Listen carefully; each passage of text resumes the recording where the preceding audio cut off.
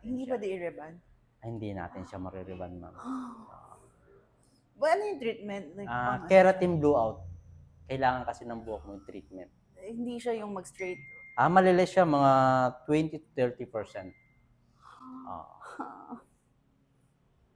Saka yung color mo, bago lang.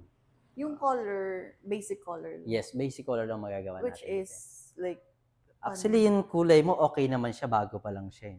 So, ang kailangan talaga ng hair mo, treatment. okay. Yun ang masasuggest ko. Pwede ko ba makuha yung like full color? Like, pwede naman natin siyang kulayan. So, anong gusto mong yung kulay? brown. What kind of brown? Marami kasing dye. May option. May, Yes, pakita ko sa'yo mamaya. Okay. And then, ito kasi, kailangan natin haircut tong ends na to. Like super short? Gusto mo ba mahaba pa rin siya? So, gawin natin. Layered ko na lang siya. Kasi more on kasi nasa ibabaw yung sana hindi siya maging super short kasi lagi ko siyang nakaban sa work. Okay lang po. Pwede pa naman siya itali. Okay. So, yun nga lang.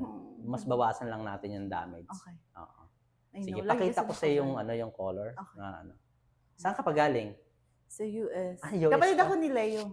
Leo. Si Rojo. Bunso si Bunso. I don't know if... Si Bunso? Okay. Siya yung nagpa-appointment nito. Siya pala yan. Si Bunso. Ikaw pa rin ate niya? Okay. Sige. Pakita ko sa yung kulay, ha? Okay. Thank you. Na treatment. Alagaan mo lang ng treatment. Kasi kailangan ng buhok mo treatment. Hindi kasi sa work ko lagi siya nakaban. Okay. Basa. Tinatali mo na siya. Yeah. I have to. Pero pwede ko na din siya i-wash tomorrow. 2 days bago mo siya paliguan. Okay.